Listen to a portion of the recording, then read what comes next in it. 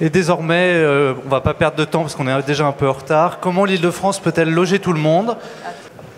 Et d'abord, nous avons une petite vidéo de l'établissement public foncier d'Île-de-France pour commencer cette table ronde. Qui dit choc de l'offre dit au final produire du logement, mais produire du logement, c'est d'abord trouver du foncier. L'un des principaux facteurs et vecteurs d'augmentation du prix de l'immobilier, c'est l'augmentation du prix du foncier. On a un véritable défi aujourd'hui partout sur le territoire, en particulier dans les zones tendues et en particulier en Île-de-France, de pouvoir libérer plus de terrain. Un projet urbain, c'est d'abord un projet humain. Derrière le foncier, il y a des propriétaires, il y a de l'humain. Ce sont des biens qui appartiennent à des gens, ce sont leurs revenus également. Donc on doit ensemble viser à l'intérêt général. Il n'y a pas assaut de grandes friches industrielles comme il y a dans certaines villes. Donc il faut vraiment avoir une stratégie très fine d'acquisition. Si on veut le faire sans traumatisme, et c'est évidemment notre volonté, eh bien, il faut convaincre, négocier l'achat et porter ensuite pendant longtemps. On s'est trouvé confronté avec une injonction contradictoire, développer un projet de ville qui soit respectueux de ses enjeux, de ses fondations, à la fois répondre à l'impérium fixé par l'État, qui est tant de logements sur les 3 ans. On s'est tout de suite mis sur la piste d'un écoquartier, ce qui était à l'époque totalement iconoclaste. Le projet a rencontré un écho très favorable de l'État, de la région, parce que nous avions postulé au dispositif Nouveau Quartier Urbain. En nous aidant à choisir l'aménageur sur la valeur de ce projet, l'établissement public foncier Île-de-France a été un partenaire incontournable. Quand on est sur un développement majeur comme le nôtre, où on a près de 4000 logements qui doivent être construits dans un espace d'une dizaine d'années, par la force de l'opération d'intérêt national, par la force des opérateurs majeurs que sont l'aménageur de l'État, qu'est les PAMSA, ou que sont l'établissement public foncier pour le portage foncier, ou que sont les acteurs ensuite institutionnels comme le conseil régional, le département ou l'État. Voilà, tous ces acteurs réunis vont pour chacun d'eux intervenir et faire que cet aménagement va se faire en l'espace de 10 ans au lieu de plusieurs dizaines d'années. Nous dépassons les objectifs qui nous ont été assignés. Avec 382 millions d'euros d'acquisition sur une seule année, 231 millions d'euros de cession et surtout avec 86 000 autorisations de mise en chantier sur une année sur l'Île-de-France. Vous aviez espéré le choc d'offres, Monsieur le Ministre, nous sommes en train de le réaliser en Île-de-France. Comme quoi, lorsqu'on avance avec une méthode, un calendrier, une stratégie, l'action publique, ça marche. À propos de calendrier, je dirais juste un mot sur la loi évolution du logement, de l'aménagement et du numérique qui a été adoptée en première lecture mardi dernier, à laquelle beaucoup ont contribué ici. Geoffroy Didier, la région n'a pas la compétence logement à proprement parler, mais mène beaucoup d'actions dans ce domaine. Pouvez-vous nous rappeler lesquelles? Bonjour. Nous sommes dans une région qui gagne 60 000 nouvelles personnes chaque année, soit l'équivalent de la ville de Neuilly-sur-Seine. Je dis ça devant Joëlle Sekaldi, la maire de Puteaux, que je salue. Ça veut dire quoi? Ça veut dire que nous n'avons pas d'autre choix, il faut construire plus. Et pour construire plus, il faut du foncier. Mais encore faut-il rendre le foncier disponible. Parce qu'en réalité, en fait, du foncier, il y en a en Île-de-France. Et donc c'est tout le cœur de la stratégie foncière de la région d'Île-de-France, de l'État, à travers l'établissement public foncier d'Île-de-France, dont j'ai l'honneur de présider le conseil d'administration, et qui a pour vocation à fluidifier le marché immobilier. C'est-à-dire que, sur délégation de droit de préemption du maire, nous acquérons du foncier. Nous avons fait voter un plan pluriannuel d'intervention qui nous permet d'acquérir 2 milliards d'euros de foncier jusqu'à 2020, mais non pas pour s'en constituer un stock, mais précisément pour déstocker et céder ce foncier.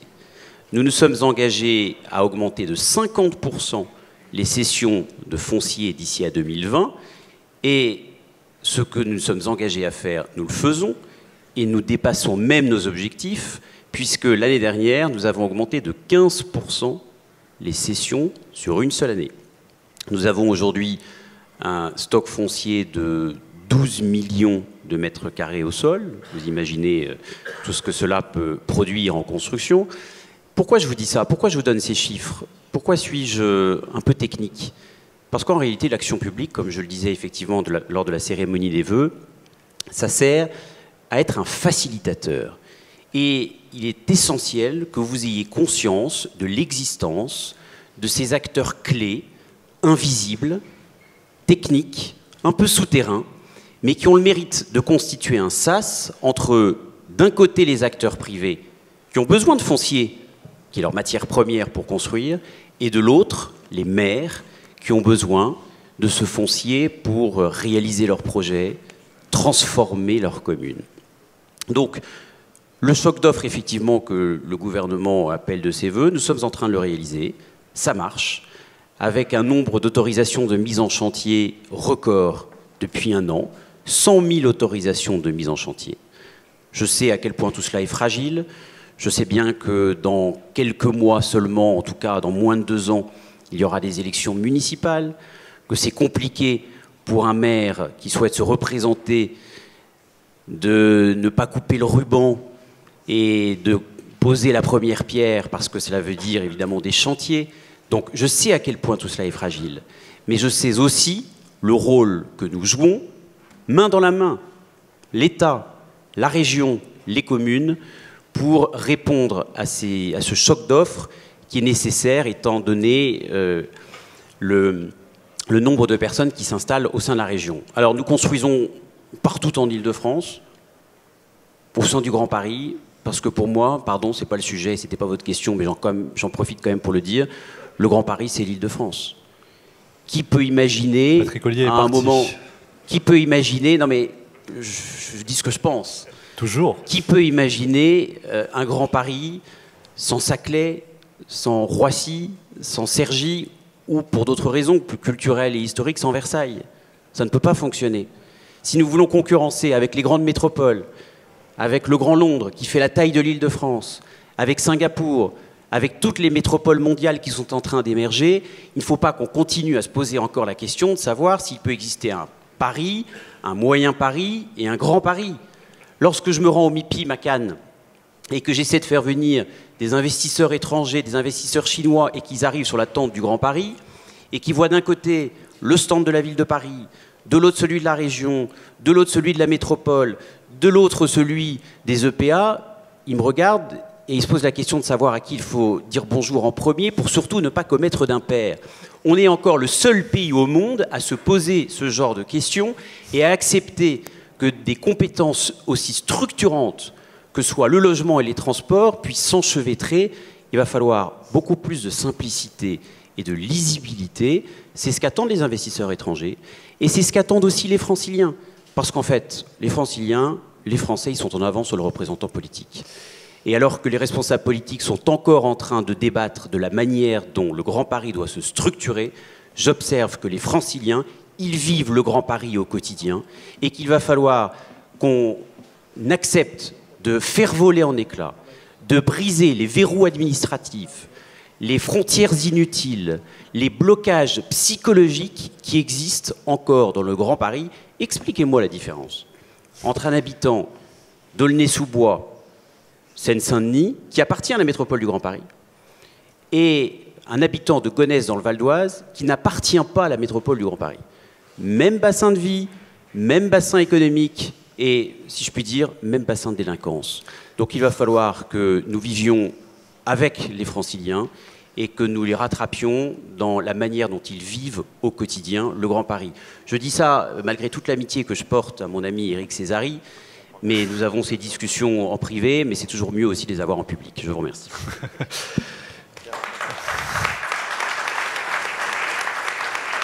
Geoffroy Didier, voilà. Vous avez oublié le stand de Grand Paris Aménagement aussi au MIPIM sous cette tente Grand Paris. Et donc, j'en profite pour du coup donner la parole à Damien Robert, directeur général délégué de Grand Paris Aménagement, en charge du développement quand même, donc rappelons-le. Et vous avez l'habitude de dire chez GPA, on ne fait pas le Grand Paris avec de petits projets. Pouvez-vous préciser cette pensée, s'il vous plaît? Merci pour votre accueil. J'excuse évidemment Thierry Lajoie qui a eu un empêchant de dernière minute et qui se joint évidemment à nous. Je voudrais rebondir sur les propos de Geoffroy Didier qui évidemment tombe sous le sens. L'intitulé, c'est est-ce qu'on peut loger tout le monde? En fait, c'est même pas une question, c'est évidemment une nécessité. Et c'est aussi une condition de l'attractivité. Je crois que c'est important aussi. Quelquefois, on a dans les discours publics une tendance à distinguer, quelquefois même opposer, la compétitivité mondiale du Grand Paris avec la qualité de vie, la capacité à loger tout le monde. Je pense que la capacité à loger tout le monde, la qualité de vie, c'est une condition de l'attractivité. Pour attirer les talents, parce que l'attractivité, c'est quoi? C'est attirer les talents et attirer les investissements. Pour attirer les talents et les investissements, il faut qu'on puisse loger tout le monde, tous les salariés, toutes les personnes qui fournissent des services publics au quotidien, les infirmières, les professeurs, les instituteurs, les institutrices.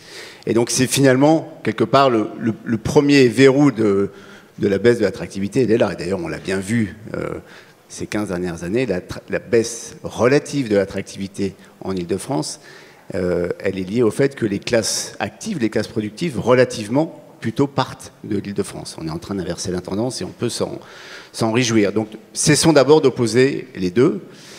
Et puis, cessons aussi, à mon sens, de s'auto-flageller. Je crois que Geoffroy Didier l'a bien indiqué. On est arrivé aujourd'hui, avec une mobilisation publique sans précédent, depuis quelques années, à doubler le rythme de production de logements. Je rappelle, moi, je vais faire part de ma petite expérience. Je travaille sur le Grand Paris depuis 2008. J'ai participé à la loi du Grand Paris, à l'élaboration de la loi, à l'époque, aux côtés de Christian Blanc et de Maurice Leroy.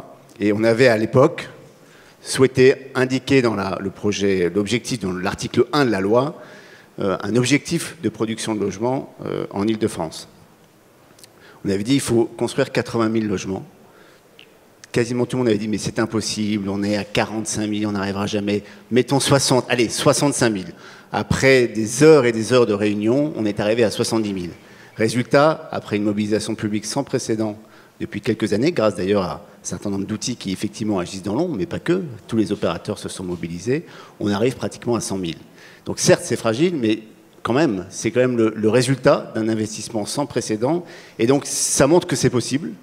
Et que, évidemment, on peut réussir à se mobiliser pour accueillir tout le monde. Alors après, du point de vue de l'aménageur, c'est vrai que loger tout le monde, ça ne peut se faire, à notre sens, que sous certaines conditions. Vous avez eu la bonté de dire qu'on n'aime pas les petits projets, c'est pas complètement vrai. C'est-à-dire qu'il faut tout pour loger tout le monde. Il faut évidemment de la production dans le diffus, il faut une mobilisation sur tout le tissu urbain. Mais c'est vrai que nous, forts de notre expérience, de nos, on va dire, 80 opérations d'aménagement sur l'Île-de-France, on se rend compte de trois choses. Un, pour réussir à faire de la ville de qualité, il faut accepter une certaine forme de densité. Je crois que c'est important de le dire. C'est pas un gros mot. La densité est un gage de qualité de vie. Je rappelle toujours que intramuros à Paris, quand on passe le périph', la densité se divise par 4 quand on passe le périphérique. Est-ce qu'on vit moins bien à Paris que dans les communes limitrophes? Je ne crois pas. Et donc, quelque part, sans évidemment plaquer des densités inacceptables, je pense qu'il y a un travail à faire dans la production de la ville sur une certaine densité qui est gage de qualité de vie. Ça, je crois que c'est la première condition. C'est ce qu'on essaye de faire, par exemple, à Charenton, où on a pris l'initiative de l'opération, où quelque part, et d'ailleurs c'est un pari très fort du maire et courageux, le maire a accepté, pour produire une certaine polarité de la qualité de vie, de faire un projet relativement dense et mixte. Ça, c'est la première condition. La deuxième, c'est que il est vrai qu'il faut des petits projets et des grands projets, mais on fait le constat que pour arriver à accélérer, ou en tout cas maintenir cette mobilisation, il faut un peu changer d'échelle des projets. Geoffroy Didier parlait de Gonesse et d'Aulnay-sous-Bois. Je vais aussi en parler sous l'angle de l'aménagement. Pour faire métropole, effectivement, ça n'a aucun sens de distinguer un habitant de Gonesse et un habitant d'Aulnay-sous-Bois. Ça n'a aussi aucun sens d'avoir deux projets qui se concurrencent. Un projet économique sur le triangle de Gonesse, un projet économique et mixte sur le secteur de PSA. faisons un seul projet. Mettons à l'échelle de Roissy, du Grand Roissy et de la métropole, un projet pour que ce territoire sorte et obtienne un gain décisif d'attractivité. Et puis, je crois qu'il faut aussi le rappeler, pour réussir à accueillir tout le monde et à maintenir finalement cette production, je crois qu'il ne faut pas oublier qu'on agit beaucoup sur le flux, c'est-à-dire la production nouvelle, mais il faut aussi agir sur le stock. On sait qu'il y a beaucoup de vacances. On sait qu'il faut aussi beaucoup plus mixer et réussir à la diversité du tissu urbain. Et je crois qu'il faut aussi résolument agir sur le stock, améliorer la qualité du bâti, réussir à transformer, je pense qu'Olivier Vignol en parlera, un certain nombre d'actifs immobiliers tertiaires en actifs immobiliers résidentiels. Tout ça requiert autant notre mobilisation que sur la production nouvelle. Bref, en gros, pour accueillir tout le monde, il faut réussir une certaine multipolarité, une métropole multipolaire. Et c'est à ces conditions-là, je pense qu'on y arrivera. Merci. Marianne Loradour, je suis désolé, ça tombe sur vous, mais comme on a encore 10 prises de parole derrière, je vais vous demander désormais de faire des prises de parole assez courtes. Donc, non, mais vous n'avez pas encore commencé, je sais.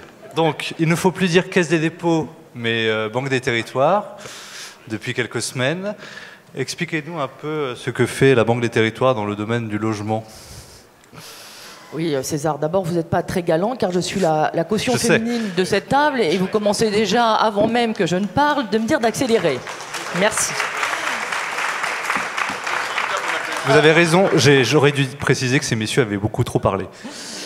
Alors, pour rebondir sur ce que viennent de dire Geoffroy Didier et Damien Robert, je crois qu'effectivement, il faut rappeler que si on a doublé la production de logements en Île-de-France, les besoins restent absolument immenses. Les besoins restent énormes.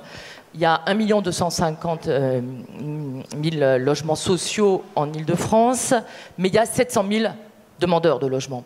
Et il y a 100 000 personnes qui sont hébergées dans des dispositifs d'urgence ou à l'hôtel. Il y a 102 quartiers politiques de la ville, on en a beaucoup parlé avec le rapport Borloo, qui attendent une restructuration massive de leur quartier. Il y a 425 000 ménages dans la métropole qui sont en précarité énergétique, que ce soit en vertical ou que ce soit dans du pavillonnaire diffus.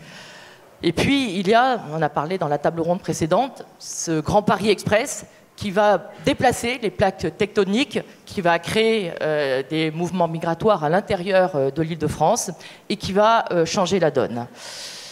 Il faut aussi avoir à l'esprit que le logement a une valeur qualitative très forte. C'est souvent l'essentiel du patrimoine des Français. C'est le support de la transmission intergénérationnelle et il porte en lui une valeur sociale, inclusive et très territoriale.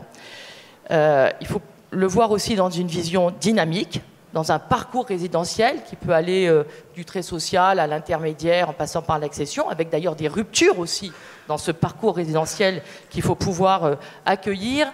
Et puis il faut bien sûr voir le logement dans son intégration dans la ville, comme une donnée totalement connectée à la ville, puisqu'il convoque en fait tous les sujets de la ville. Il convoque l'aménagement, il convoque la mobilité, il convoque la transition énergétique. On a parlé de la précarité énergétique. Il faut savoir que les bâtiments, c'est 16% de la consommation d'énergie, sans parler de ce qui, des trajets domicile-travail, domicile-loisir. Le sujet donc de la distance du logement aux autres centres de polarité, et puis maintenant la notion de logistique et la notion de circuit agricole, voire d'agriculture urbaine, puisque vous avez vu que bien sûr maintenant l'agriculture aussi s'invite dans la ville. Et puis le logement, c'est aussi une nouvelle façon de l'intégrer avec une valeur d'innovation très forte. On n'a pas encore parlé de cette Smart City, qui est cette nouvelle façon de voir la ville, plus durable, plus frugale et surtout plus mixte, plus diversifiée. Si Patrick Braouzek était là, il dirait il n'y a plus le quartier des 3000, le quartier des 4000. Il sera là tout à l'heure. Désolé de vous interrompre. Donc il vous le dira. Voilà. Et donc face à ce constat, la Caisse des dépôts apporte à la fois une réponse massive et aussi une réponse globale à un problème qui est massif et qui est global. Une réponse massive, puisque vous le savez, nous transformons les livrets de l'épargne populaire, le livret A et le livret de développement durable, c'est 400 milliards d'euros, tout confondu. Donc c'est l'épargne populaire des Français qui est en partie centralisée à la Caisse des dépôts et qui permet de donner une énorme liquidité à la construction du logement et à le mettre à l'abri d'une raréfaction de liquidité et de pouvoir de construction. Par ailleurs, petit supplément d'âme de la Caisse des dépôts, nous faisons ça en le transformant sur du très très long terme, puisque la masse nous permet d'aller sur des durées de 30, 40, voire 60 ans, et nous le faisons sans spread en fonction de la durée, donc c'est le même taux quelle que soit la durée, et sans spread en fonction du risque, pour avoir une vision très universelle de la construction du logement. Et puis la Caisse des dépôts veut aussi apporter une réponse globale à ce sujet global. D'abord en répondant à toute la chaîne du logement, et donc on est sur le très social, le social, on est aussi sur l'intermédiaire, et CDC Habitat a levé des fonds pour faire beaucoup plus de logements intermédiaires en Île-de-France. On est aussi sur l'hébergement, on est en train de réfléchir avec la SNCF, avec l'État, avec la ville de Montreuil, à des installations provisoires de structures démontables et réemployables qu'on mettrait sur des fonciers en attente de destination pour créer des logements d'urgence, mais aussi pour créer des usages complémentaires à haute valeur sociale que peuvent être des crèches, que peuvent être des jardins partagés. Donc une expérimentation qui est en cours. On se positionne donc sur toute la chaîne du logement, mais aussi sur toute la chaîne de production de la ville, qui démarre par le foncier, hein, comme le disait Geoffroy Didier. Nous étudions d'ailleurs avec les FIF un projet de foncière. Nous sommes aussi dans l'aménagement, nous sommes actionnaires de près de la moitié de l'économie mixte en Île-de-France, et nous regardons tous les schémas qui intègrent le logement.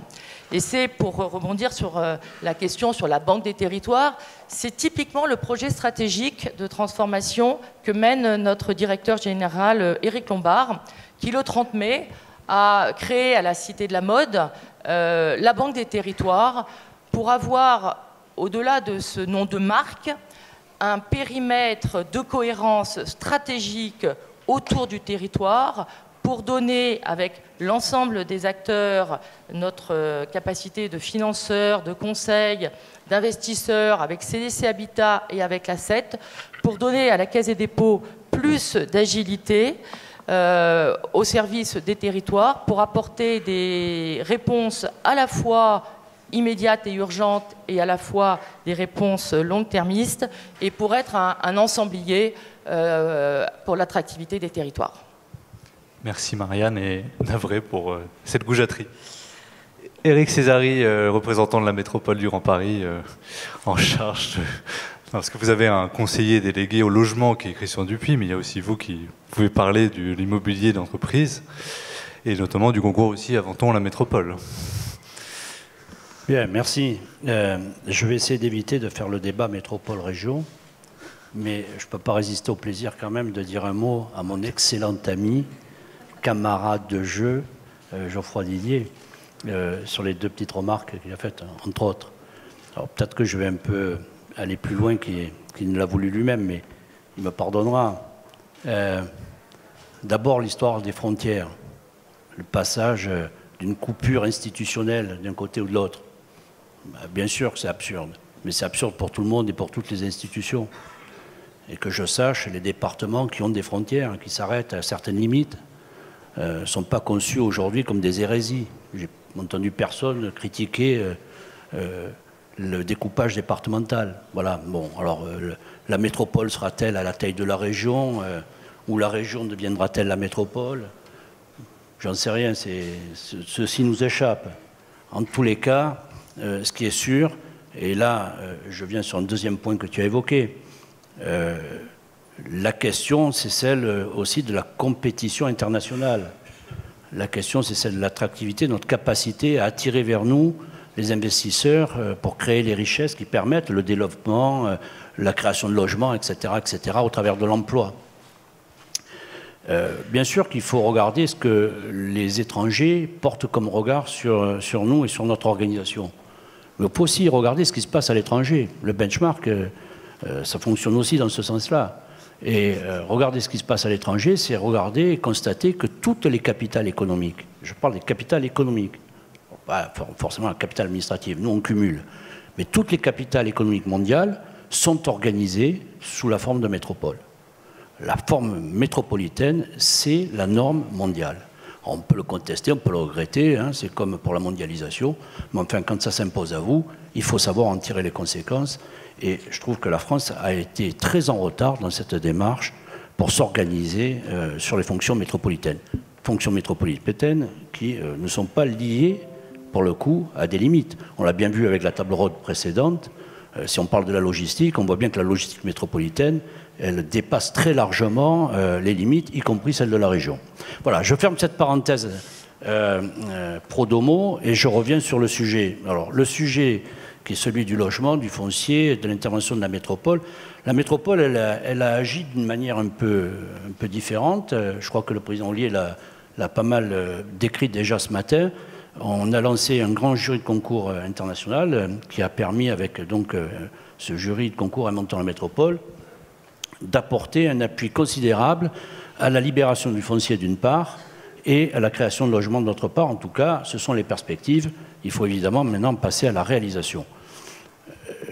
D'abord sur la libération du foncier, le partenariat avec l'État, il faut souligner que c'est un partenariat total avec l'État, ce premier concours d'Inventant la métropole, ce partenariat avec l'État a permis de libérer 46 hectares de foncier appartenant à l'État ou à ses démembrements et qui étaient gelés. Alors 46 hectares, ce n'est pas grand-chose, mais ces 460 000 mètres carrés ont permis justement de développer des opérations qui n'auraient jamais vu le jour sans ce déblocage. Et ce déblocage, il a permis de remembrer, de mettre en perspective des territoires qui, morcelés, n'auraient pas pu intéresser un opérateur. Désormais, ils sont sur la table et avec des groupements extrêmement importants qui ont permis de faire des opérations lourdes. Donc, premier élément, on a libéré, mais ces 46 hectares, il faut les rapporter à ce qui est aujourd'hui le foncier disponible, entre guillemets, en tout cas, qui appartient à l'État, sur lequel on pourrait sûrement agir, qui est de plusieurs milliers d'hectares. Et donc, il y a encore un gros travail avec les PIF que l'on doit mener en commun parce que je pense qu'il y a là une source véritable pour le lancement d'opérations, notamment pour le logement, mais pas que. Il y a aussi pour la logistique urbaine et aussi, évidemment, pour les entreprises. Sur le logement, la métropole a permis, par ce jury de concours, avec l'appui des maires, parce qu'il faut redire, ce jury de concours ne fonctionne que parce que les maires ont souhaité mettre dans le jury des espaces avec d'autres opérateurs pour créer de nouveaux lieux d'urbanité.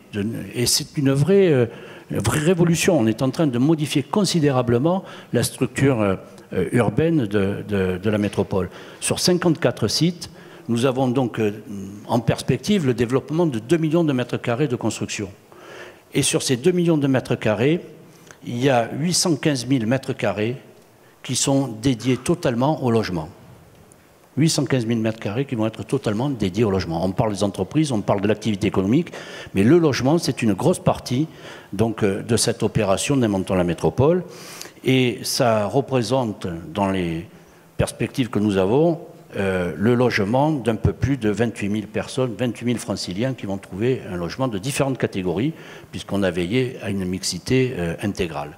Voilà, je pense que ces chiffres montrent à quel point il est possible d'agir dès lors qu'il y a une volonté commune, une volonté partagée, et dans un rôle que chacun reconnaît à l'autre. Voilà. Dès lors que nous ne sommes pas en compétition et que nous évitons les petites comment dire, concurrences internes entre institutions locales et l'État, etc., on arrive à des choses intéressantes. Un dernier point. Les maires, qui sont souvent montrés du doigt pour le logement, les maires sont vraiment à la pointe de ce combat. Il faut le dire, il faut le reconnaître. Nous avons pris des engagements très lourds, je parle devant Madame Secaldi-Reynaud, le maire de Puteaux, sur notre secteur, ici à Courbevoie et Puteaux, dont nous sommes les élus, nous avons pris des engagements lourds avec les autres maires sur la construction de logements de toute catégorie.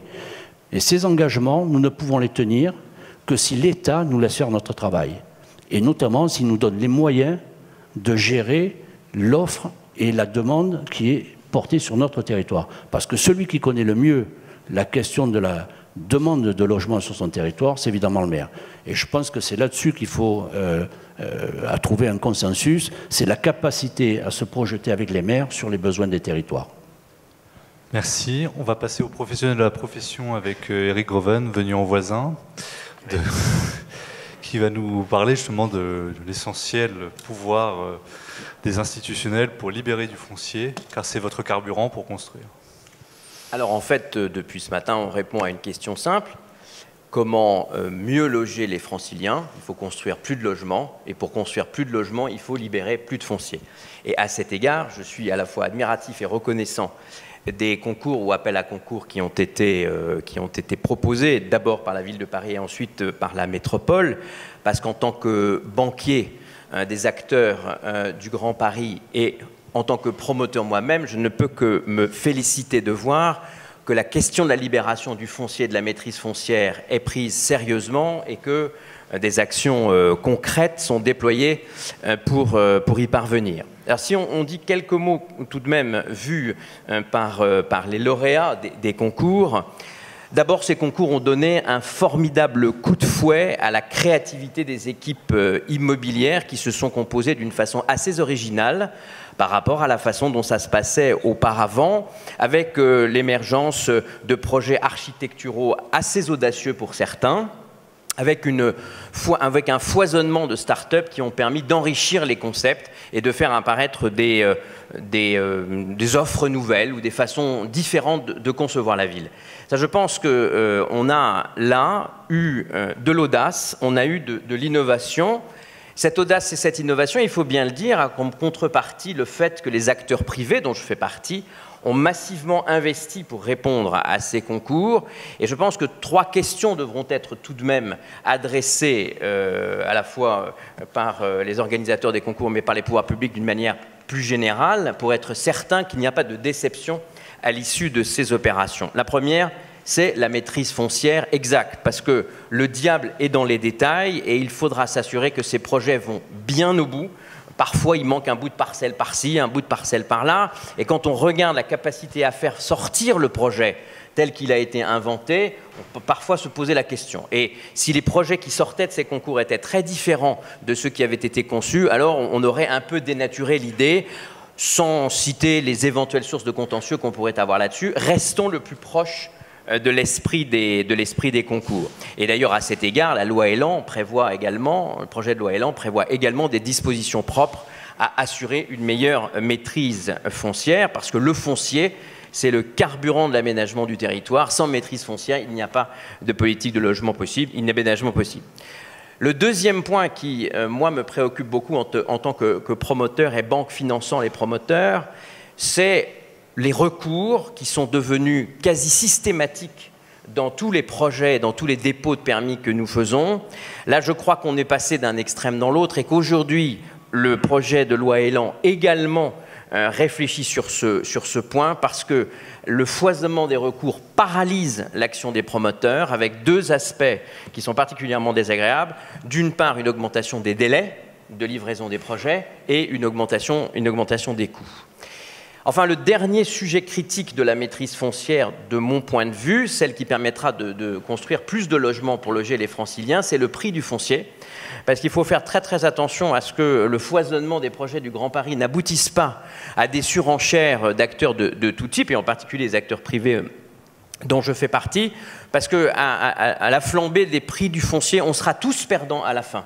Puisque, in fine, les collectivités paieront plus cher des projets qui auront été eux-mêmes ralentis par les recours et qui finalement, dont la matière première que c'est le foncier, aura été largement, dans certains cas, surestimée. Voilà. Moi, je pense qu'on tient avec les projets du Grand Paris comme je l'ai souvent dit, le projet du siècle de la 3e révolution urbaine d'Île-de-France. Ça, c'est certain. À nous de conjuguer les bonnes volontés et beaucoup de coopération entre nous pour que ça marche. Je pense que les ingrédients sont tous présents. Je ne suis pas encore tout à fait sûr que la mayonnaise ait le goût que l'on attendait. Merci. Olivier Vignol, directeur général d'ICAD. Je vais vous donner le micro après, Olivier, ne vous inquiétez pas. Vous vouliez nous parler de l'inclusion et de l'hébergement, qui sont des sujets sociaux aussi dont il faut parler dans l'échelle du Grand Paris. Il suffit de regarder les journaux, d'allumer sa télévision pour voir que c'est un sujet du quotidien.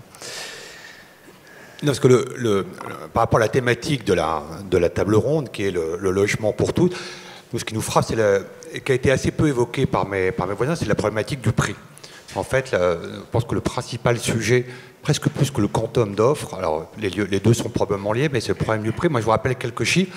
Le prix du mètre carré moyen à Paris, 9 000 euros en 2017. Le prix moyen en Île-de-France, 5 700 euros.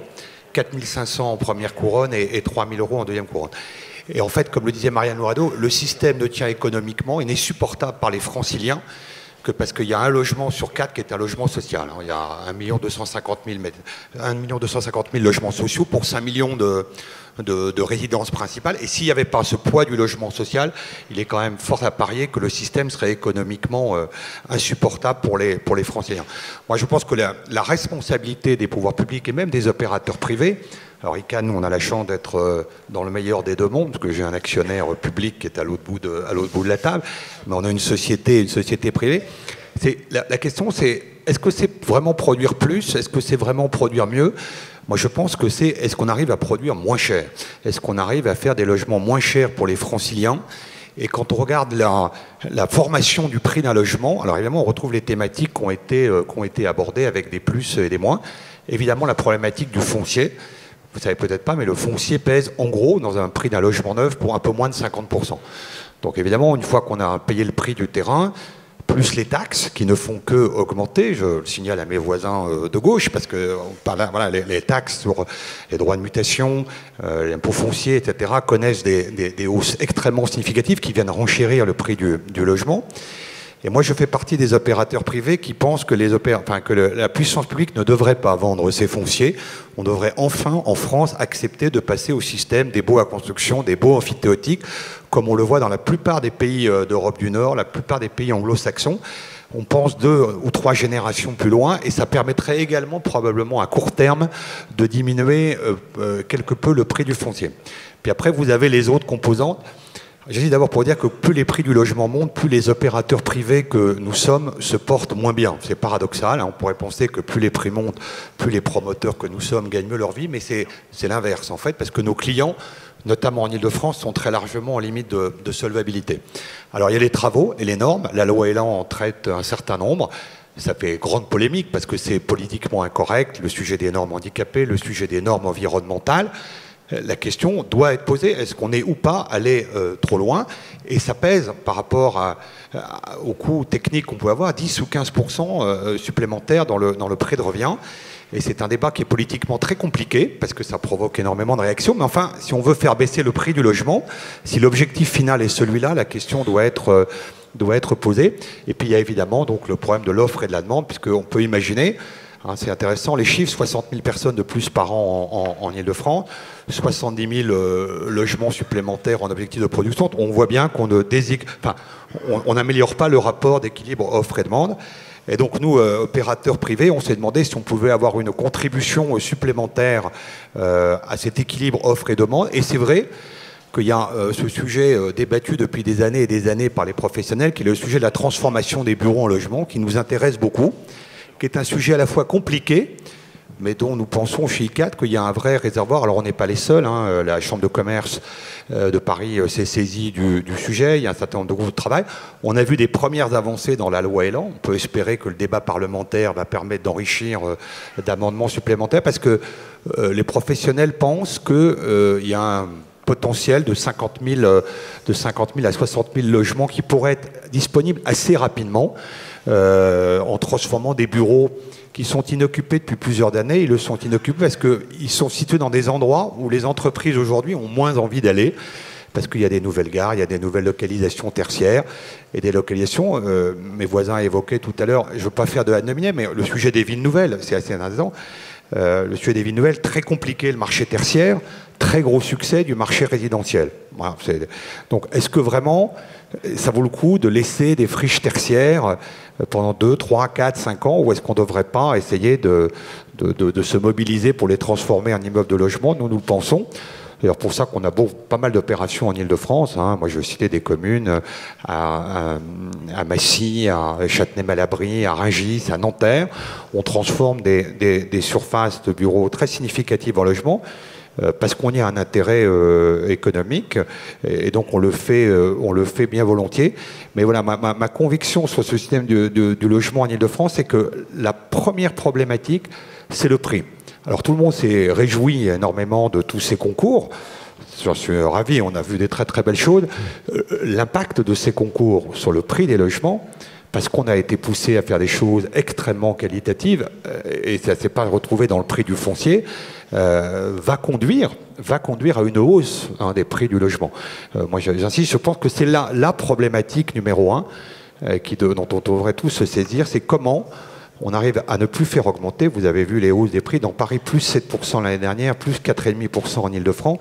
Ça n'est pas supportable. Hein. Sur les 15 dernières années, la hausse des prix du logement, elle est 3 fois supérieure à la hausse du prix du pouvoir d'achat. Donc pour les Franciliens, c'est pas supportable sur la longue durée. Et donc modestement, chez ICAD, avec cette histoire de transformation de bureaux en logement, on essaiera d'apporter notre contribution à des prix du logement modérés en Ile-de-France. D'autant que le bonus de constructibilité est passé de 10 à 30% finalement en commission. Oui, alors je ne veux pas rentrer dans les détails techniques, mais c'est 30% par rapport à quoi? Les sujets, c'est pour ça que je parlais d'enrichissement de la loi lors des amendements parlementaires. On a d'autres demandes. Est-ce qu'on peut faire rentrer ces transformations dans les quotas de loi, dans le loi SRE? Est-ce qu'on peut exonérer ces nouvelles constructions de parkings supplémentaires? Est-ce qu'on peut faire une déclaration de travaux plus haut un permis de construire?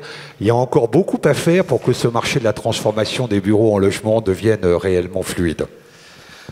Merci. Marianne Oradour, justement, la loi Elan, elle change beaucoup de choses dans le logement social. Et concrètement, vous, qu'est-ce que ça va changer dans votre quotidien de directrice régionale de la Banque des Territoires? Alors, la loi Elan, d'abord, c'est un sujet d'actualité, puisqu'elle vient d'être votée à la première assemblée le 12 juin. Donc là, elle passe au Sénat avec un objectif de promulgation en septembre, à la rentrée. La loi Elan, l'acronyme, c'est évolution du logement, de l'aménagement et du numérique. Donc elle couvre beaucoup plus que le logement social, même si c'est le logement social qui a fait beaucoup parler de lui dans le débat à l'Assemblée. Elle emporte des sujets sur l'aménagement, elle revisite les dispositifs des grandes opérations d'urbanisme et les opérations d'intérêt national, et elle crée les projets partenariaux d'aménagement, qui est une nouvelle forme de contractualisation entre les collectivités locales et l'État.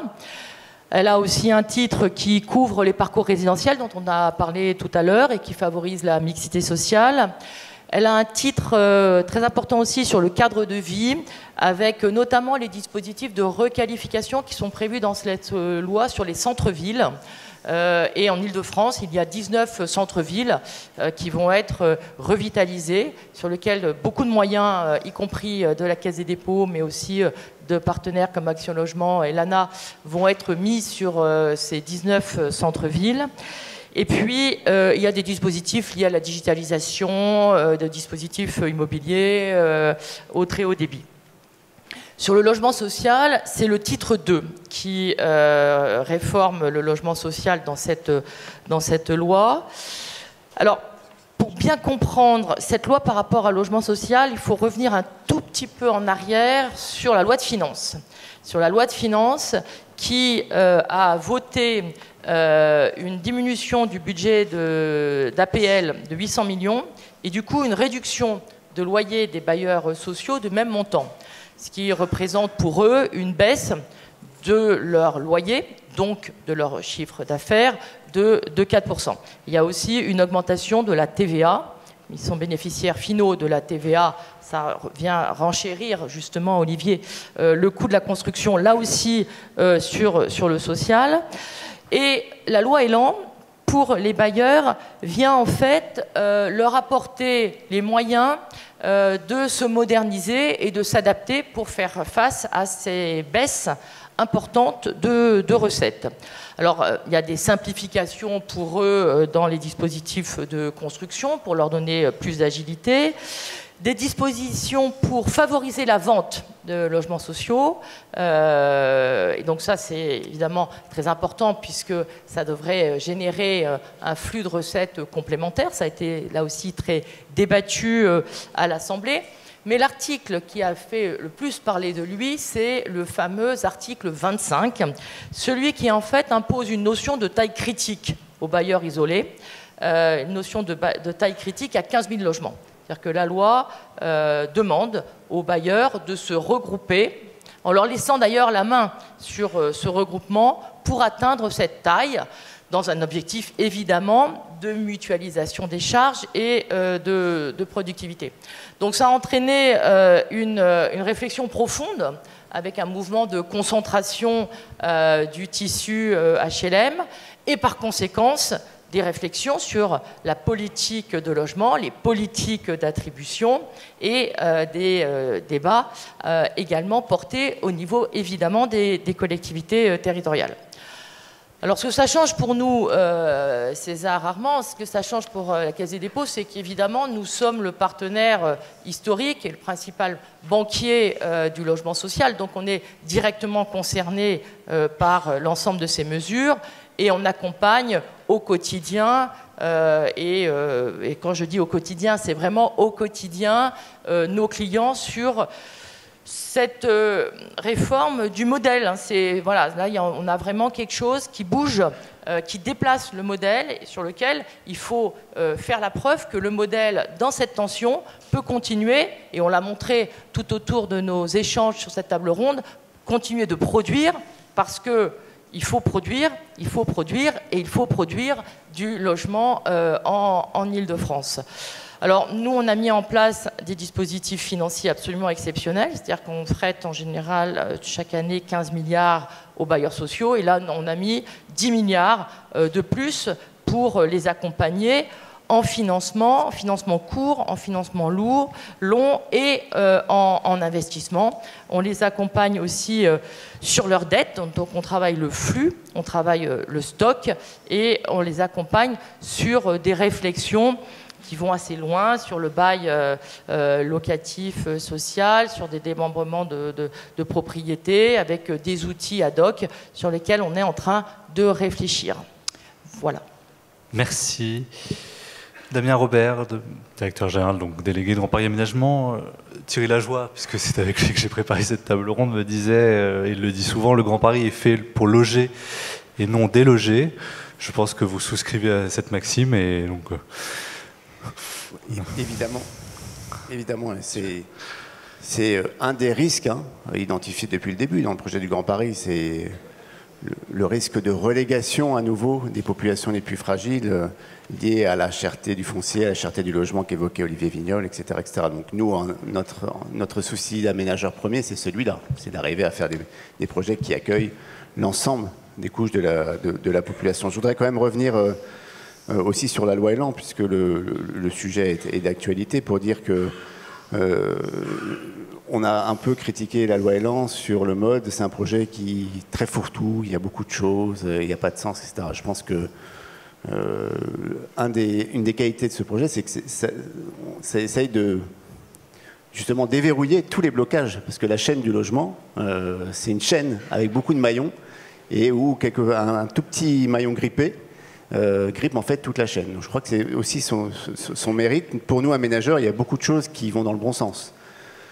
La mise à l'échelle des projets, par effectivement le dispositif de projets partenariaux d'aménagement et de grandes opérations d'urbanisme. Je pense que c'est un outil qui va servir à ça, d'abord. La transformation de logement en bureau, même si le dispositif est peut-être perfectible, en tout cas, ça ouvre beaucoup de possibilités pour permettre ce qui n'était pas faisable économiquement et techniquement auparavant. La simplification des procédures d'aménagement, je ne vais pas rentrer dans le détail, c'est extrêmement technique, mais une des raisons pour lesquelles l'aménagement est de plus en plus cher, c'est que c'est de plus en plus compliqué. Il y a beaucoup de procédures qui sont redondantes, et donc là, il y a un effort important de simplification ou de mutualisation des procédures d'aménagement qui sont évidemment très importantes pour nous. Les recours, mon voisin en a parlé, l'encadrement des recours, c'est évidemment aussi un facteur très important pour limiter la fragilité des dispositifs et la cherté du projet. Le dispositif sur le logement intermédiaire aussi. En Ile-de-France, on a un vrai sujet, hein, c'est-à-dire qu'on produit du logement social, mais l'écart entre le logement social, les prix de loyer de logement social et les prix du marché sont tels qu'il y a vraiment un vrai besoin de logement intermédiaire très fort. Je crois qu'il faut une mobilisation supplémentaire sur ce logement intermédiaire. Et puis le dispositif Cœur de Ville qui n'épargne pas évidemment l'Île-de-France où on est, nous, aménageurs, face à du tissu urbain quelquefois très, très déqualifié et sur lequel il faut une simplification des circuits de financement. Et là aussi, c'est bienvenu. Donc toute cette batterie, si elle va jusqu'au bout, c'est évidemment de bon augure pour construire mieux, plus et moins cher. Merci. Eric Greven, justement, vous me disiez quand on préparait cette table ronde dans la tour d'en face, il faut justement faire monter les tours. Donc, oui, alors c'est vrai que la thématique de la densification urbaine est une modalité des réponses qu'on va avoir à comment mieux loger les gens et comment en loger plus, compte tenu des flux migratoires qui ont été déjà décrits et qui vont nécessiter des constructions plus importantes. Il faut savoir qu'à échéance de 2050, le chiffre est connu, 75% des habitants de la planète vivront en ville. Alors jusqu'à présent, l'extension urbaine s'est faite de façon plutôt horizontale que verticale, sauf à certains endroits qui étaient contraints par des données physiques. Mais comme vous l'avez dit, la densité urbaine, dès qu'on a quitté le périphérique, est 4 fois inférieure à celle qu'elle est dans Paris. Et on voit bien que techniquement, on ne pourra pas loger 75% des gens dans les villes. Il y aura des limites à l'extension horizontale et les villes devront nécessairement pousser verticalement, poussé vers le haut. C'est ainsi qu'on verra probablement beaucoup plus de tours. On en a vu d'ailleurs quelques-unes dans les réponses à concours. Et puis qu'on aura de ci, de là des surélévations d'immeubles pour loger plus de gens verticalement qu'horizontalement. Alors évidemment, si on loge plus de gens verticalement, on va se retrouver immédiatement face à la question qui fait un peu peur. Qu'est-ce qu'on va faire de cette densification urbaine? Est-ce qu'on ne va pas créer des monstres urbains qu'on ne saura plus maîtriser et qui seront peut-être à la limite dangereux?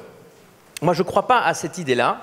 Je crois que la densification urbaine est une réponse qu'il faut considérer et je crois qu'il y a 2 raisons majeures pour ça. La première, et c'est la fondamentale pour moi, on ne fabriquera plus les villes de demain de la même façon qu'on a fabriqué les villes d'hier. Hier, on assemblait différents bâtiments à usage unique dans un ensemble qu'on appelait une ville. Aujourd'hui, on le voit bien dans les réponses, on nous confie de macro-quartiers ou des quartiers entiers à aménager. Et donc, on est passé d'une culture et d'une histoire et d'une logique du bâtiment à une logique des usages, centré sur les usages des habitants, et ça va transformer la manière dont on fabrique la ville. Alors, le mot est galvaudé, on entend parler tout le temps de smart cities. Plutôt que ville intelligente, moi je préfère ville durable, ville agile, parce que on voit bien que la donnée smart, celle qui est liée au digital, elle est une partie de la question, mais elle n'est pas la totalité de la question qui se pose sur la construction de la ville de demain. Et donc, il me semble que la densification urbaine sera prise en compte dans la façon dont les aménageurs, les collectivités publiques et tous les gens qui inventent la ville, tout cet écosystème de nouvelles professions ou de professions qui évoluent construiront la ville de demain. Et puis la deuxième idée qui m'est chère, c'est qu'il me semble que la densification urbaine va contribuer à recréer du lien social. Parce que le lien social, mine de rien, il se dissout dans la taille du territoire. Et le lien social, c'est la vie du quartier, c'est l'esprit de partage entre les habitants, c'est cette forme, alors un peu galvaudée aussi, de bienveillance qui s'est censée intervenir avec l'émergence des réseaux sociaux. Je ne sais pas jusqu'où on ira là-dedans, mais en tout cas, La recréation du lien social, c'est un élément essentiel de la façon dont on va fabriquer la ville. Si un quartier est désert parce qu'il n'y a pas suffisamment d'habitations et que le week-end il n'y a personne et que le dimanche après-midi à partir de 15h tout est fermé, évidemment on n'a pas une vie locale possible. Et puis si on crée ce lien social, peut-être aboutira-t-on à ce que tout le monde envisage comme le stade suprême de la ville de demain, la ville inclusive, dans laquelle évidemment l'ensemble des populations de toute nature, conscientes de sa mixité et assumant cette mixité, vivra harmonieusement ensemble. Voilà, c'est un peu un plaidoyer pour cette densification urbaine qui, à mon avis, est incontournable dans les projets qui vont devant nous et notamment dans le Grand Paris. Cette densification urbaine, elle est inévitable, elle est souhaitable et à mon avis, elle est utile pour mieux vivre ensemble dans la ville de demain. Merci. L'agence bancaire européenne va arriver à Paris en 2023, c'est demain. Éric Césari, comment on répond aux attentes justement de ces nouvelles populations qui arrivent et même des investisseurs qui veulent se loger en Île-de-France, dans le Grand Paris? C'est une très très vaste question que vous posez. Je vais essayer de rester sur un faisceau un peu plus restreint, qui est celui donc du travail que nous effectuons aujourd'hui pour répondre déjà aux attentes de la population francilienne. Et il y a déjà un premier point qu'il faut avoir en tête, c'est que nous sommes dans un bassin de vie où nous avons un peu plus de 3 300 000 jeunes actifs, entre guillemets, c'est-à-dire la tranche d'âge qui va de 20 à 34 ans. Et au sein de cette tranche d'âge, 3 300 000 sur les 7 millions d'habitants de la métropole. Il y en a 500 000 qui sont des étudiants. Il y a donc un problème de logement à adapter en fonction de la tranche d'âge, de la population à laquelle nous devons faire face, qui est une population, encore une fois, jeune, active et en développement, et qui acquiert des moyens financiers qui lui permettront d'évoluer ensuite, mais qui part d'un niveau plus bas. Et puis, il y a les étudiants. Si on reste 2 minutes sur ce segment, on voit bien que ce qui nous fait défaut ici, et notamment plus particulièrement autour du quartier d'affaires de la Défense, c'est-à-dire sur les villes de Puteaux et de Courbevoie, c'est le logement intermédiaire. C'est de ça dont nous avons besoin, pour pouvoir loger les cadres qui viennent ici, qui s'installent au plus près de leur centre de travail. Nous avons besoin de logements modulables. C'est une opération, par exemple, dans Inventons la métropole, que nous avons pu mettre en place. Notamment, j'invite ceux qui ne l'ont pas encore fait à regarder le dossier de Clichy-sous-Bois, avec du logement modulable qui est capable d'évoluer avec le cycle de vie des propriétaires. C'est très important. J'en profite au passage, parce que je ne l'ai pas fait tout à l'heure, pour remercier la Caisse des dépôts et consignations pour l'appui qu'elle a apporté à ce concours. Enfin, je souligne aussi le fait que nous devons veiller à la démarche d'hôtellerie. L'accueil hôtelier, c'est un élément aussi capital, à la fois parce que nous sommes une forte place touristique, une des premières destinations mondiales, mais en même temps on a le tourisme d'affaires. Et donc on a encore ce corollaire de l'attractivité au travers du tourisme d'affaires, et on a besoin de places hôtelières. Inventons la métropole va permettre de développer 188 000 mètres carrés de logements hôteliers. C'est donc 86 000 mètres carrés de logements hôteliers, ce qui va permettre de faire l'accueil de 188 000 touristes supplémentaires. Voilà, c'est une source de richesse aussi pour l'Île-de-France. Si on restait là à la demande, évidemment, on oublierait ce qui doit se passer au regard des investisseurs et de l'attractivité que doit générer la métropole. Alors, de ce point de vue-là, je dirais que, et je le fais avec ma casquette d'administrateur de Paris La Défense, comme Joël Secaldi-Reynaud, encore une fois, ensemble, nous avons un enjeu qui est celui de faire du quartier d'affaires un quartier à vivre. Et faire un quartier à vivre, c'est dire forcément que l'on installe la mixité des usages. Bureaux, mais aussi logement, commerce, animation. Aujourd'hui, ce que cherche un investisseur, une grande entreprise qui veut s'installer, elle commence par regarder dans quel environnement elle s'installe. Elle ne regarde pas forcément le bureau, la taille du bureau. Bien sûr, on va regarder la qualité de la tour, est-ce qu'elle a tous les labels, etc. Mais est-ce que là où je m'installe, mes salariés ont l'environnement indispensable à leur épanouissement? Et c'est un vrai enjeu, c'est un vrai obstacle à surmonter, parce que c'est contraire à tout ce qui a été fait jusqu'à présent. Jusqu'à présent, on fonctionnait en silo, il faut être dans le système horizontal, et nous sommes, nous, en responsabilité, les administrateurs de la défense, sur ce sujet-là en particulier, très attentifs. Créer les conditions du bien vivre. Ça permet aussi d'éviter des erreurs stratégiques. Et le top management des grandes entreprises, aujourd'hui, je finis là-dessus, est évidemment extrêmement sensible à ça. Si je reprends le cas d'une très grande entreprise mondiale installée à la Défense, qui va changer de tour. Je citerai personne, je ne vais pas faire de pub. Mais cette grande entreprise mondiale, elle avait plusieurs sites possibles, y compris des sites à l'étranger d'ailleurs. Je veux dire, parce que le lien national, on y tient, mais enfin, à un moment donné, à un certain niveau de zéro, on peut regarder ce qui se passe ailleurs. En tout cas, ce qui est très intéressant dans la démarche d'implantation, de réimplantation de cette très grande entreprise mondiale, c'est qu'elle a interrogé ses salariés sur les différents sites et que les salariés ont choisi... on me coupe le changer de micro. Dès que je parle de plus tôt, pas... C'est un attentat, Madame le maire. Donc, les salariés ont choisi le site de Puteaux dans la zone dense, à l'exclusion d'un autre site qui était, lui, sur une ville pas très éloignée, même totalement voisine, pas la mienne, et dans un site à l'opposé, dans la nature, enfin plus aéré. On était à l'écart du cœur du quartier d'affaires. Les salariés ont choisi le quartier d'affaires. Pourquoi? Parce qu'ils ont choisi aussi le lieu de vie. Et c'est les services publics, les équipements, l'offre. Et c'est pour ça que les villes doivent faire des efforts avec la région, monsieur le conseiller régional, pour offrir aussi aux salariés les lycées internationaux, tout ce qui fait qu'on accompagne l'arrivée d'étrangers sur notre territoire. Un dernier mot très très rapide pour dire que... Oui, en fait, tout le monde a été long, moi aussi, un petit peu. Un dernier mot très rapide pour dire combien je regrette qu'il ait fallu attendre le bruit médiatique sur le Brexit pour faire un bureau unique, un guichet unique. Vous vous rendez compte, il a fallu attendre 2018 pour faire un guichet unique. C'est le sujet de la table ronde. C'est quand même quelque chose qui doit nous amener à réfléchir. C'était le sujet de la table ronde suivante. Geoffroy Didier, vous avez 40 secondes pour conclure.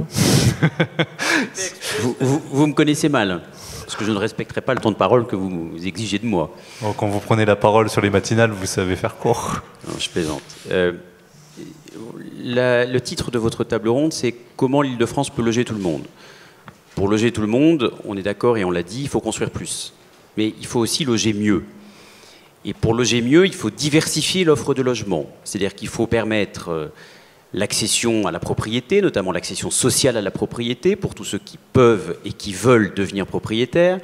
Mais il faut aussi financer du logement social. C'est ce que nous faisons au sein de la région d'Île-de-France avec Valérie Pécresse. Rien que sur 2 années, nous avons investi 150 millions d'euros d'argent public pour financer du logement social.